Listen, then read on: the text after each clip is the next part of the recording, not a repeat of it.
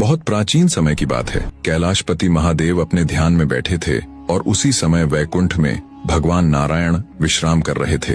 अचानक दोनों ने एक अद्भुत स्वप्न देखा। महादेव ने देखा भगवान नारायण प्रेम से उनकी ओर चले आ रहे हैं और भगवान नारायण ने देखा भोलेनाथ उन्हें मिलने के लिए उत्साह से आ रहे हैं। स्वप्न टूटते ही दोनों के हृदय प्रेम से भर गए। महादेव मुस्कुराकर बोले, प्रभु, मैंने अभी स्वप्न में देखा कि आप मुझसे मिलने आ रहे थे। भगवान नारायण हंस पड़े, महादेव, मैंने भी तो यही देखा कि आप मुझसे मिलने आ रहे हैं, बस फिर क्या था। दोनों अपने अपने धाम से एक दूसरे की ओर दौड़ पड़े। जब दोनों मिले तो ऐसा लगा मानो प्रेम स्वयं प्रेम को गले लगा रहा हो। देवता उस दिव्य मिलन को देखकर आनंदित हो उठे। भगवान नारायण ने भोलेनाथ का हाथ पकड़ा और बोले, महादेव, चलिए आज मानसरोवर में थोड़ा विहार करते हैं। दोनों मानसरोवर पहुंचे। कभी जल में तैरते, कभी एक दूसरे पर पानी उछालते, कभी हंसते, कभी आनंद में डूब जाते। उनकी यह प्रेममयी क्रीड़ा इतनी अद्भुत थी कि समय का पता ही नहीं चला। दिन बीते, वर्ष बीते, फिर हजारों और लाखों वर्ष बीत गए। न उन्हें भूख लगी, न प्यास लगी, न विश्राम की आवश्यकता हुई। सृष्टि के पालन करता भगवान विष्णु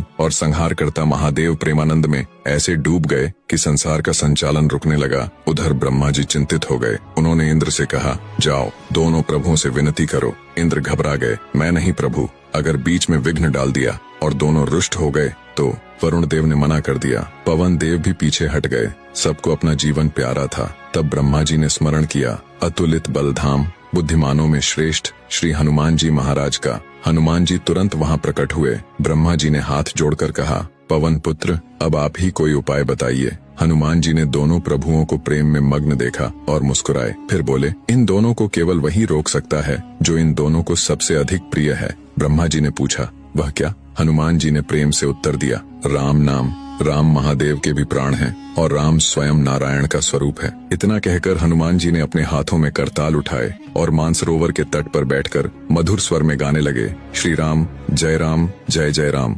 जैसे ही राम नाम की ध्वनि गूंजी, पूरा वातावरण भक्ति रस से भर गया। भगवान नारायण के नेत्र बंद हो गए। उनके हृदय में उन भक्तों की छवि आने लगी जिन्होंने राम नाम के सहारे प्रभु को पाया था। महादेव भी राम नाम सुनते ही समाधि में लीन हो गए और उसी क्षण लाखों वर्षों से चल रही वह जल क्रीड़ा शांत हो गई। दोनों प्रभु बाहर आए। सभी देवताओं के चेहरे खिल उठे। देवताओं ने हनुमान जी को प्रणाम किया, लेकिन हनुमान जी विनम्र होकर बोले, मुझे प्रणाम मत करो। यदि प्रणाम करना है तो राम नाम को प्रणाम करो, क्योंकि भगवान से भी अधिक दयालु और शीघ्र कृपा करने वाला उनका नाम होता है। उस दिन सभी देवताओं ने समझ लिया, जहाँ भगवान का नाम गूंजता है वहीं स्वयं भगवान विराजमान हो जाते हैं। बोलो सियावर रामचंद्र भगवान की जय, पवन सुत हनुमान की जय। और इस दिव्य कथा को अपने प्रियजनों के साथ लाइक शेयर जरूर करें।